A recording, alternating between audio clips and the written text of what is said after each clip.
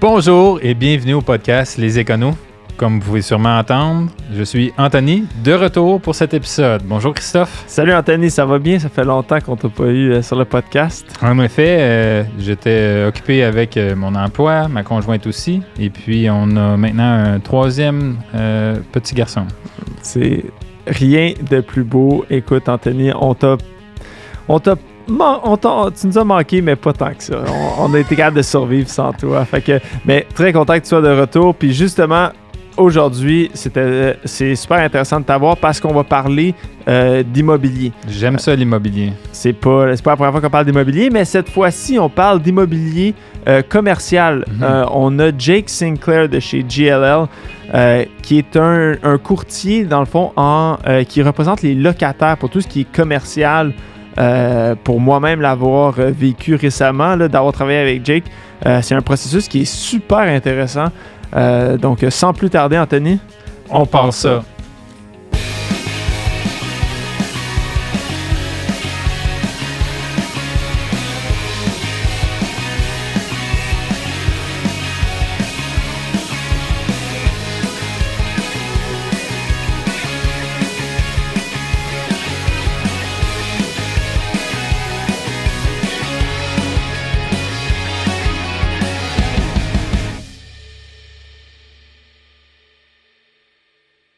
Bonjour Jake, merci beaucoup d'avoir accepté notre invitation puis de venir nous parler sur le podcast aujourd'hui. Comme à chaque fois qu'on a un invité, Anthony, je pense que je suggère que Jake nous parle un petit peu de son parcours, comment il est arrivé, où il est aujourd'hui comme dans le monde des affaires puis de la location commerciale. Fait que je te laisse commencer, Jake. Merci d'ailleurs pour l'invitation. Je suis content d'être là. Moi, ma carrière chez JLL et même en immobilier, ça commence il y a 4 ans. Avant ça, je travaillais en vente pour une entreprise en technologie. Alors, j'avais des quotas mensuels. C'était beaucoup de cold calls, c'était beaucoup d'appels. Pour acquérir des nouveaux clients. Puis j'étais intéressé, suite à mes études à McGill, d'aller faire quelque chose en vente. Mais j'ai rapidement rendu compte que la vente en technologie, c'était peut-être pas mon style de vente. C'était beaucoup plus axé sur les quotas et un petit peu moins sur la relation que tu avais avec le client. Puis ça, c'était une des choses qui m'attirait vraiment, là, c'est les relations, puis c'est des relations à long terme. Alors, quand j'ai fait un switch pour aller en immobilier commercial, pour être courtier, je parlais avec différentes personnes qui travaillent dans ce domaine-là, puis qu'est-ce qui m'intéressait, c'est vraiment des clients à long terme. Il y a un cheminement pour avoir une relation suite à juste conclure une transaction, puis c'est ça qui m'attirait beaucoup. Alors, il y avait une belle opportunité qui s'était présentée pour moi pour travailler en courtage pour représenter les locataires en immobilier. Alors, j'ai sauté là-dessus. Puis dans le temps, en 2019, c'était le marché le plus hot qu'il n'y avait pas à Montréal. C'était des taux d'inoccupation peu élevés. C'était vraiment un marché en effervescence. Alors, ça m'a attiré. Mais personne n'a pu prévoir qu'il allait avoir une pandémie. Puis moi, quelques mois dans ma nouvelle carrière, je me suis rendu compte que les choses sont quand même difficiles. Mais c'était juste c'est une industrie qui est en transformation en ce moment, puis il y a quand même une belle opportunité de faire une carrière en tant que courtier. Alors, moi, j'ai travaillé en télétravail comme tout le monde en 2020-2021, puis j'ai obtenu mon permis pour être un courtier à mon temps en soirée. Puis là, maintenant, ça fait 4 ans, puis je me spécialise de plus en plus dans mon domaine. J'ai des belles relations avec mes clients, et puis... the worst is behind. Mais qu'est-ce que j'apprécie? C'est ça.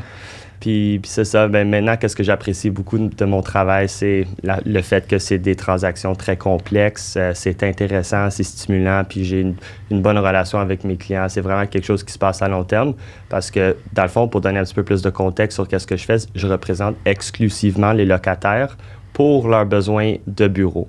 Alors, je fais pas du résidentiel, je fais pas de l'industriel, je fais pas du commerce de détail, c'est vraiment du bureau. Et en plus de ça, je fais juste du bureau du côté des locataires. Alors, généralement, dans une transaction pour louer un immeuble ou un espace de bureau, il va y avoir un courtier qui représenterait le propriétaire et un courtier qui représente le locataire. Et moi, je suis là, behind the scenes, en train d'aider à identifier des opportunités, de trouver le local et négocier le bail, puis plusieurs autres choses, évidemment. Mais alors, c'est un besoin qui se répète à tous les 5 ans, 7 ans, quand un bail va venir à échéance. Alors, il y a une relation long terme qui se passe là. Le standard de l'industrie, c'est 5 ans? Moi, je dirais, avant la pandémie, c'était plus dans les alentours de 7 ans. 5 ans à 10 ans. Depuis la pandémie, il y a toutes les entreprises sont en train de réfléchir c'est quoi nos besoins long terme. Puis personne ne le savait vraiment, comment que le local va être configuré. Puis aussi, est-ce qu'on peut même se commettre à long terme? Est-ce que ça va être pire ou est-ce que ça va s'améliorer puis on a besoin de rentrer du monde au bureau? Mais la majorité des entreprises se disaient, on ne sait pas qu'est-ce qu'on veut et beaucoup d'entre eux étaient en mode cost-cutting. Alors, on a vu beaucoup de réduction de superficie, de 10 à 20 en moyenne. Puis pour les entreprises en technologie où le télétravail se faisait très bien, il y avait des encore plus grosses contractions de superficie. Mais ouais, c'est pas mal ça. Ouais, parce qu'en fait, pour donner un contexte, c'est comme ça que moi, j'ai rencontré Jake. Dans le fond, là, nous autres, on a renouvelé notre bail récemment. Là, on est dans le processus de déménagement.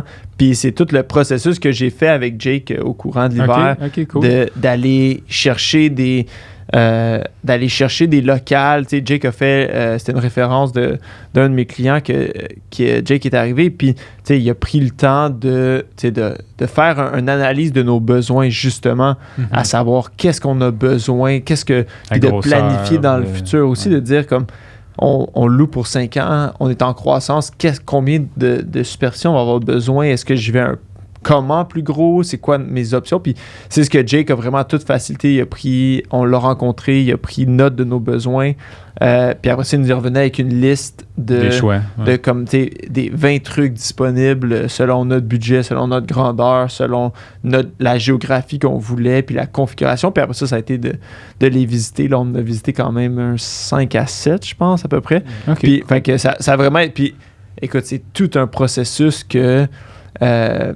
j'avais jamais vraiment fait, moi, personnellement, parce que la dernière fois que j'avais re-signé un bail, on était resté dans le même local, donc puis c'était vraiment pas le même feeling avec l'agent que j'avais eu, fait que j'étais content avec Jake soit là pour m'épauler puis m'aider dans ce processus-là, parce que c'est quelque chose. C'est-tu différent d'acheter une maison avec un courtier immobilier résidentiel, ou c'est quoi les principales différences, mettons, côté commercial, location de bureau? Ouais, je dirais qu'il y a quand même des éléments qui sont semblables, côté rémunération en partant.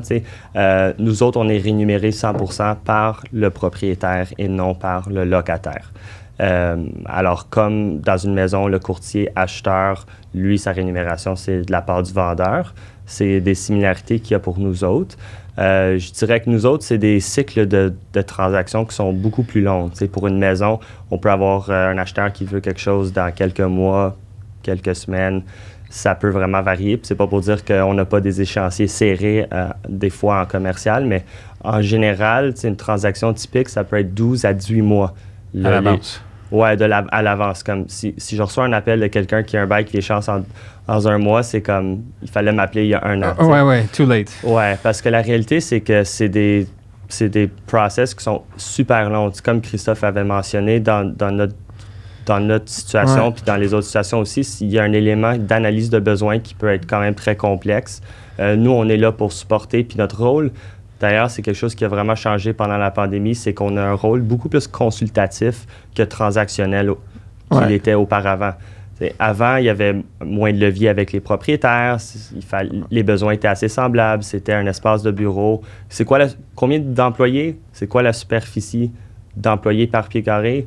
Puis faisons une transaction. Ouais. Actuellement, il y a une évaluation de besoins qui se fait non seulement avec nous, mais souvent avec des designers puis des entrevues de l'équipe de gestion pour bien comprendre c'est quoi les besoins immédiats, c'est quoi les besoins long terme, puis comment qu'on va vraiment s'assurer d'aller sur le marché avec la bonne superficie pour le bureau.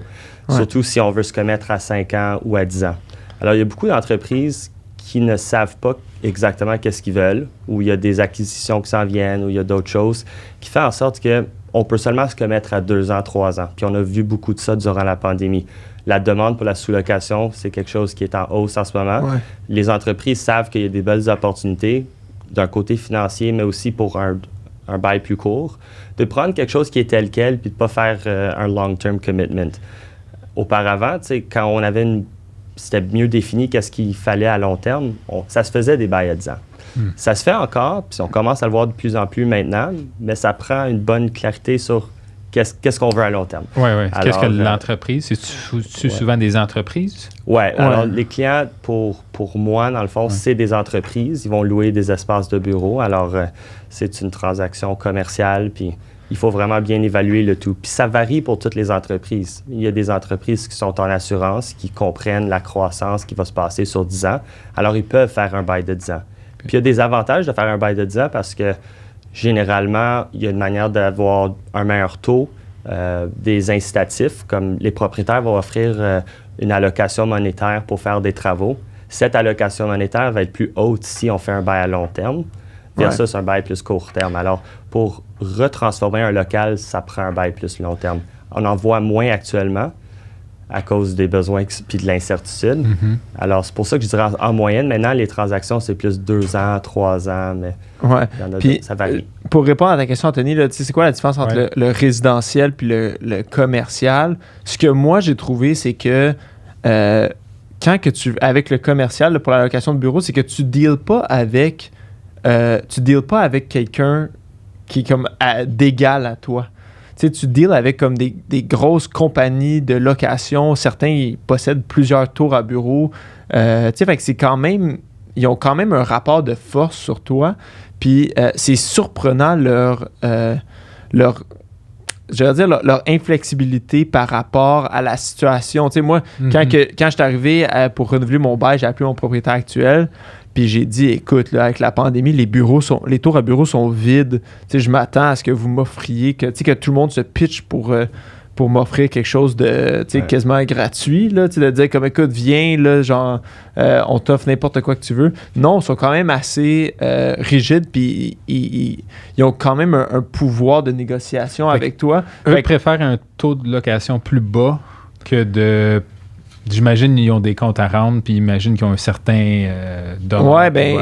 Jake va pouvoir t'en parler. Ce que Jake m'a expliqué, c'est que la valeur de l'immeuble est basée surtout sur le prix de location au pied carré, plus que sur le bottom line du building. Fait qu'ils veulent garder cette haute... Exactement. Fait que d'avoir quelqu'un comme Jake qui deal avec ça à tous les jours, mais là, ça vient un peu comme le rapport de force vient changer versus moi qui fait ça une fois aux 5 ans, puis qui peut-être n'est pas habitué de dealer avec des gens comme ça, versus quand tu as quelqu'un qui connaît ça, tu dis comme, OK, genre, là, vous allez me donner un meilleur prix que ça, ou genre, vous êtes capable de faire mieux pour ça, versus moi qui connais pas trop c'est quoi les ratios de combien est-ce que je peux avoir d'allocation de travaux versus ma durée, puis fait que tout ça, mais... Oui, puis c'est tous des enjeux qui varient de transaction à transaction, puis il faut bien aussi comprendre le profil du propriétaire, parce que c'est sûr qu'avant la pandémie, les bailleurs ou les propriétaires, dans le fond, c'était vraiment des landlords, on les appelait « the lords of the land ». Eux autres, ils décidaient tout. Actuellement, tu sais, ça dépend de plusieurs circonstances, mais il y a des manières d'avoir une transaction vraiment gagnante pour le locataire parce que oui, c'est un marché de locataires. Mais si un propriétaire n'a pas de financement sur l'immeuble, il va peut-être avoir plus de flexibilité, surtout si ce n'est pas un propriétaire institutionnel. Il y a des propriétaires comme des REIT, des Real Estate Investment Trust, des fonds de placement. Eux autres, ils répondent à des investisseurs, puis comme Christophe l'avait mentionné, la valeur de l'actif est directement reliée au loyer. Alors, il y a des bailleurs qui sont flexibles sur certaines choses, mais il y en a d'autres qui, comme le loyer, par exemple, qui ne sont pas vraiment en mesure de diminuer énormément. Mais il y a un genre de backdoor à ça, qui est les incitatifs, soit le loyer gratuit ou la location monétaire. Alors, si eux autres, ils peuvent garder des loyers élevés, mais qui sont en train d'amortir la location monétaire de 10, 20, 30, même des fois 60 $ le pied carré, pour financer les travaux, le loyer va être plus élevé. Alors, les investisseurs vont être contents, mais ça prend du cash. Puis, Puis sont capables de financer ça sur certaines transactions. Puis je dirais aussi, ça dépend aussi du profil du locataire, parce que c'est sûr que si on est un petit locataire dans un gros portefeuille, on a peut-être un petit peu moins de levier. En tant que plus grand locataire, c'est là où est-ce que le bailleur est plus en mesure d'être flexible puis d'accommoder les besoins du locataire. Mais je dirais aussi que on est en train de lire, surtout dans les nouvelles, que c'est un marché soft de locataires, puis que les taux d'occupation sont en train de... d'inoccupation, pardon, sont en hausse. Puis ça devrait dire que nous, on devrait avoir tout ce qu'on veut, right? Ouais. Mais c'est pas vraiment le cas, parce qu'il y a des immeubles où est-ce qu'il y a des bailleurs qui sont pas flexibles, et il y a aussi des immeubles qui sont en train de très bien performer. Actuellement, dans le marché, oui, des immeubles de classe B, classe C, puis on pourrait aller dans les détails. Ouais, c'est ça, d'expliquer un peu. Moi je ne savais pas, je connaissais pas ça jusqu'à temps que tu me l'expliques. Basé sur la location ou basé sur leur état mécanique? Les deux. Ouais, c'est ça. Les classements d'immeubles, c'est quelque chose qui est quand même subjectif, mais on parle souvent de classe A, B et C à Montréal. Alors, un immeuble de classe A va avoir des systèmes de meilleure qualité, accès à plusieurs services dans l'immeuble ou une connectivité souterraine. On parle aussi des locataires, comme le profil du locataire. On va avoir des boîtes d'avocats, on va avoir des banques. Alors, quelque chose comme la place Ville-Marie, c'est considéré comme une tour à classe A, mais on a même ce qu'on appelle du triple A. Fait que on fait du ABC, mais dans le A, on fait du A, AA, AAA. Alors, des immeubles comme place Ville-Marie, Mille de la Gauchetière, la Tour d'Alouette, la Maison Manuvie, ça, c'est des triples A. C'est vraiment de haute qualité. On parle de 60 $ le pied carré brut versus un classe B en moyenne qui va être dans les alentours de 35 $ le pied carré. Un classe B, c'est quand même un bel immeuble. Il y a des entreprises, des services professionnels. C'est un immeuble qui est bien géré. C'est juste pas à la hauteur du classe A. Le classe C, c'est là où est-ce qu'on va peut-être avoir des immeubles qui ont pas nécessairement l'air climatisé. Des locataires, ça va être plus des startups ou des plus petites entreprises ou des entreprises en technologie. Puis ça se voit vraiment dans les services qui sont offerts puis la qualité de l'immeuble. Je dirais que c'est subjectif parce qu'on a aussi du classe loft, comme le Nord-de-Lec, par exemple, ou le 54-45 de Gaspé, ou même l'immeuble où on est actuellement, c'est des espaces loft.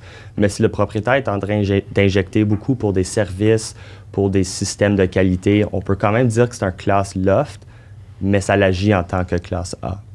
Alors, c'est vraiment... Ça demande beaucoup d'investissement, dans le fond, les lofts. Ouais. Puis ça se voit dans le point de prix, surtout. T'sais, classe C, on est à 30 $ le pied carré. Classe B, on s'approche du 40 $. Puis là, quand on est dans le 45 $ ou plus haut, on parle d'un classe A. Okay. Alors, les locataires qui sont prêts à payer des loyers plus élevés peuvent se permettre d'être dans une classe A. Alors, actuellement, les classes B, classe C sont les immeubles qui sont en train de moins bien performer.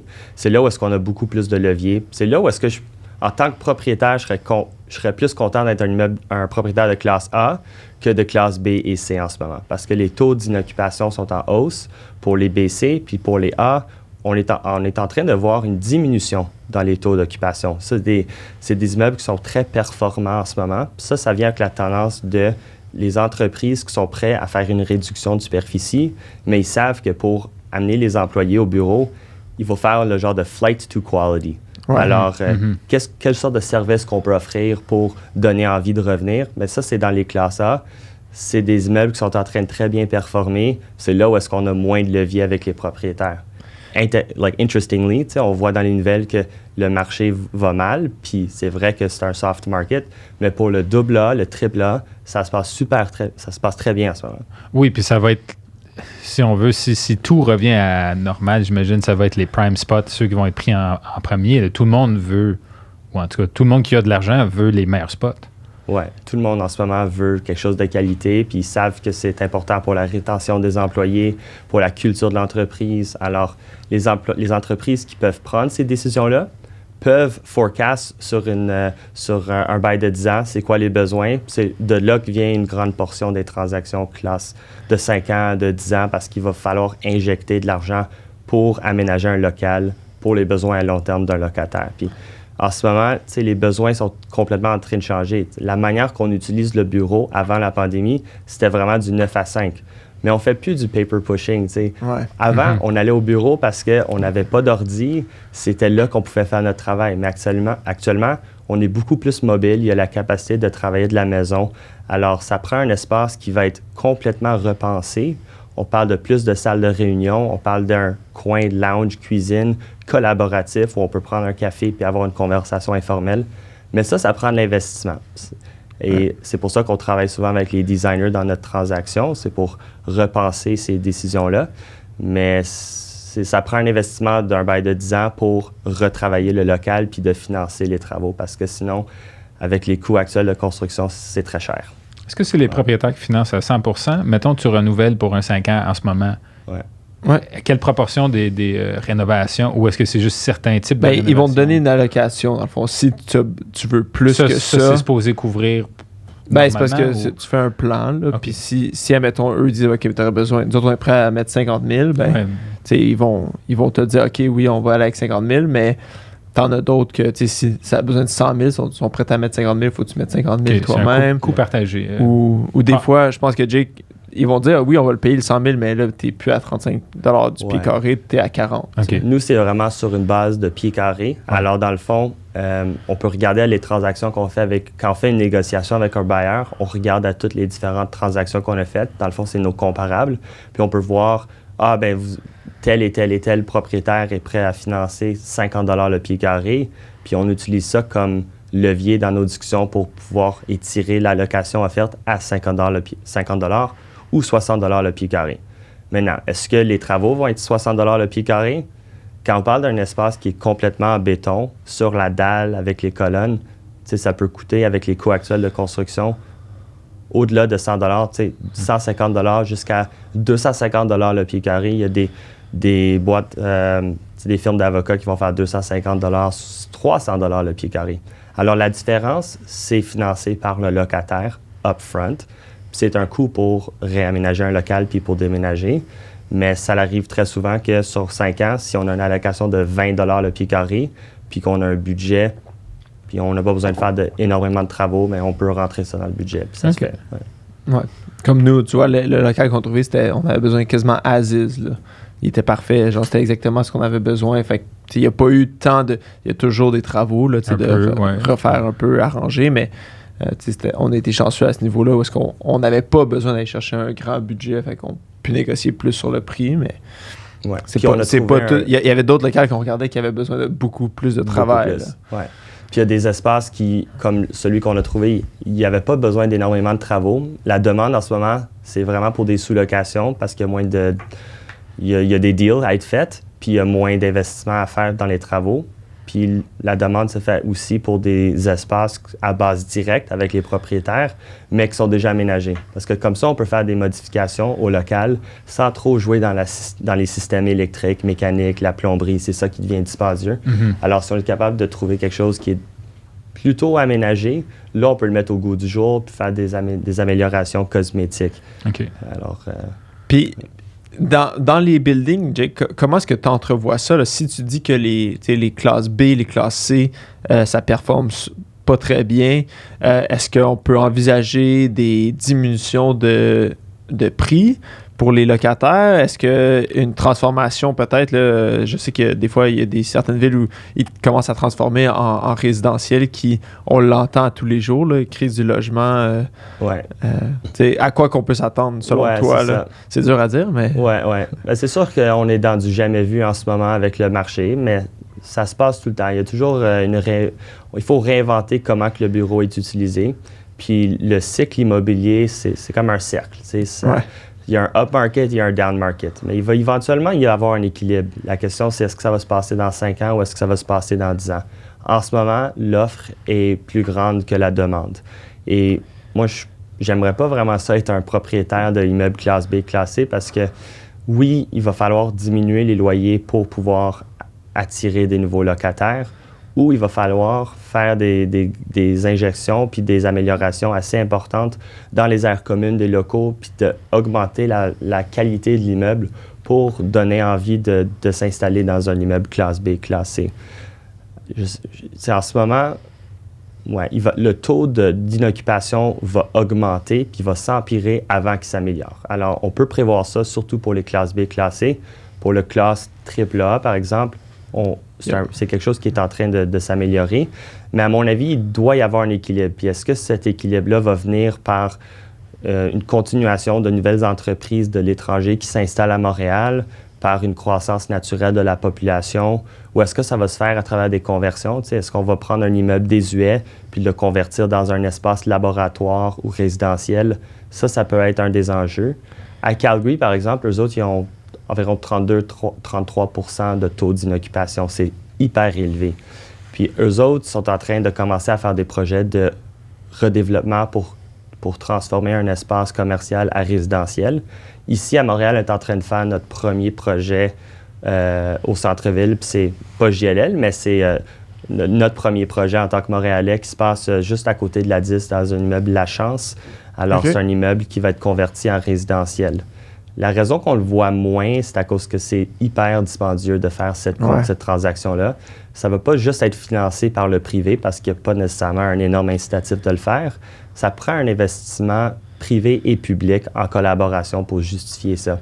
Puis aussi, la manière que les immeubles ont été bâtis sont différents. Il y a moins de plomberie, les plafonds sont plus élevés. Alors, ça fait en sorte qu'il y a quand même une perte d'espace puis il y a des coûts énormes associés à ça. À mon avis, ça serait bien si on avait un investissement public qui pourrait inciter les bailleurs pour faire plus de conversions. Puis ça pourrait aussi régler notre problème de crise du logement.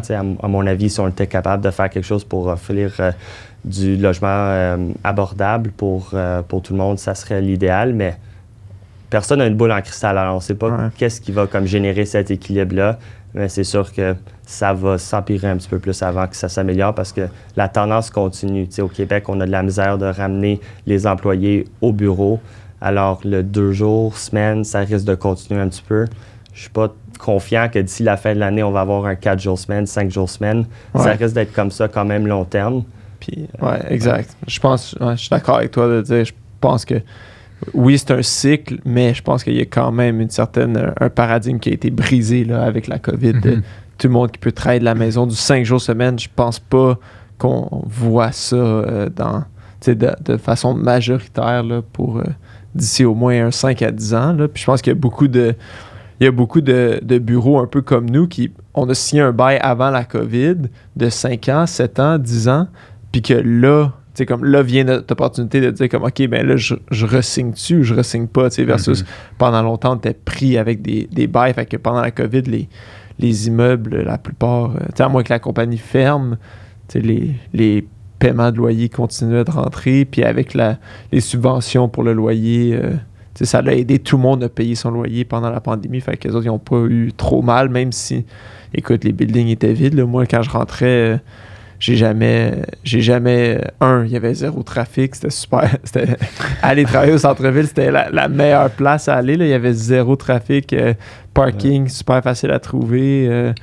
Puis c'était tranquille dans les buildings. Là. Il n'y avait pas de congestion nulle part. C'était plate si tu voulais aller manger le midi. Là, c'était mort. Là. C'était comme dans un ghost town. Mais je pense que je suis pas sûr, c'est ça. Comme tu dis, les immeubles B et C, puis on en a visité des immeubles qui sont plus dans le classe B.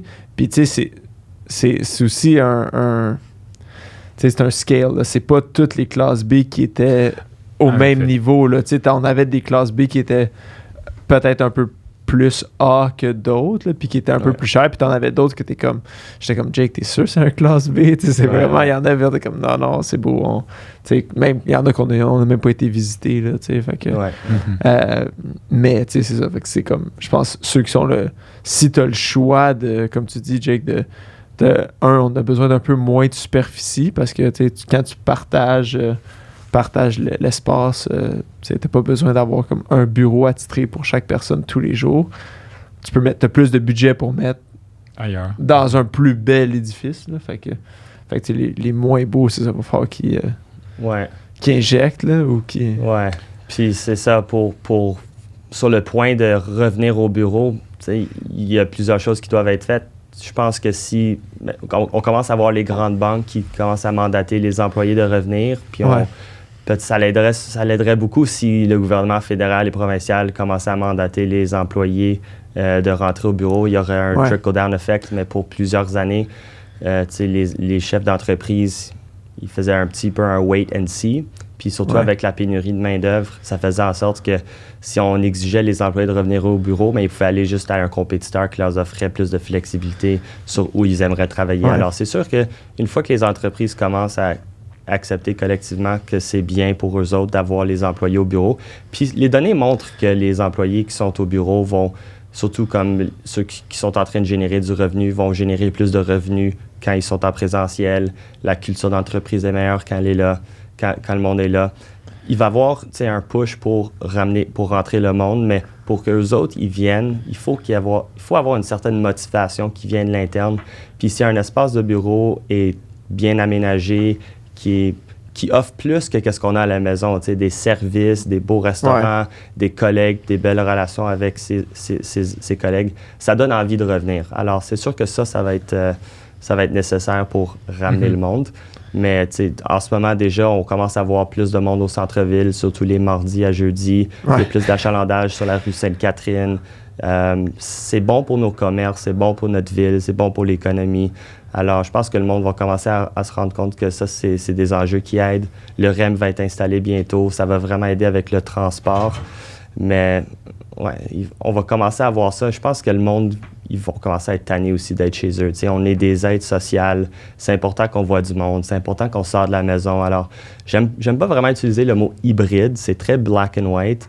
On est mobile dans le temps actuel. Ouais. On a la technologie. On a des... We have to be places. We have to be with the family. Alors, c'est important qu'on ait cette mobilité, mais on a besoin d'un environnement de travail qui peut faciliter cette mobilité. Alors, dès que les entreprises commencent à trouver des espaces qui peuvent convenir à leurs besoins, puis que ça donne envie de revenir au bureau, ça, c'est des genres d'enjeux, je pense, qui vont commencer à aider à aller dans la bonne direction. Puis Même, il y a des géants maintenant comme Google qui exigent que ses employés reviennent en présentiel. Là. Il y a eux, ils ont les moyens de faire des études, puis de vraiment... Mais ça fait une différence, là, je pense que... Puis, quand tu parles de Google, c'est des précurseurs des environnements de travail un peu plus... intéressant là, avec plein de pas d'outils, mais plein de facilités, des gyms, des trucs comme ça pour rendre la vie au bureau agréable. Fait que c'est intéressant de voir justement là, les tendances qui s'en viennent. Pour quelques auditeurs, là, j'ai quelques exemples là, de mettons, moi et mon entourage. Exemple, nous, notre bureau est au 700 Gauchetière. Puis il y a des jeudi pizza de temps en temps. Le bureau, il y a de la crème glacée gratuite pour tout l'immeuble, tel midi. Il y a certains événements comme ça. J'ai un autre ami qui ils ont switché eux, ils sont plus une start-up maintenant, mais ils ont changé de bureau un peu plus loin. Puis sur le top de leur building, ils ont un court de basket deck hockey, puis genre un DJ qui vient les jeudis. Fait que c'est comme d'être créatif pour attirer le monde. Oui, exact. Je pense comme Jake a dit, on est des êtres sociaux au final. C'est super intéressant. Puis je pense que pour le recommander, je pourrais pas le recommander plus à quelqu'un là, si jamais vous avez à signer un bail, là, allez chercher un courtier, là, que ce soit Jake ou quelqu'un d'autre. Ça coûte rien comme locataire, c'est le propriétaire qui paye. Puis ça l'aide beaucoup. Là, non seulement à trouver, il n'y a pas de pancarte sur la rue Sainte-Catherine qui dit local à louer, là. Il y en a quelques-uns, là, mais tu sais, de dénicher, juste de sortir la liste, puis de t'aider, puis d'accompagner pour les besoins, je pense que ça l'aide vraiment beaucoup. Puis si les gens veulent justement entrer en contact avec toi, Jake, c'est quoi la meilleure façon? Je suis sur LinkedIn, Jake Sinclair sur LinkedIn de chez JLL. Puis, je suis sur LinkedIn. Puis, il y a mon courriel aussi, jake.sinclair@jll.com. Fait que ça, c'est les deux manières les plus faciles. Parfait. Puis on va essayer de mettre dans la description YouTube ton courriel. Comme ça, les gens pourront te communiquer si jamais ils ont des questions. S'ils cherchent justement pour renouveler. Pour moi, ça a bien été tout le processus. Là. Maintenant, c'est la job de déménager, mais ça, c'est... ça, c'est quelque chose d'autre. Ouais. T'es pas disponible, Jake, pour venir transporter quelques boîtes? Ça me fera plaisir. Bon, c'est super. Merci beaucoup, Jake, de nous éclairer un peu sur le marché de l'immobilier au centre-ville. Je pense que... très intéressant comme conversation. Ouais, un sujet peut-être qu'on n'aborde pas assez souvent là, sur une réalité qui touche pas nécessairement tout le monde, mais quand tu es en affaires, là, c'est super intéressant. Fait que merci beaucoup. Puis bonne journée. Merci pour l'écoute, tout le monde.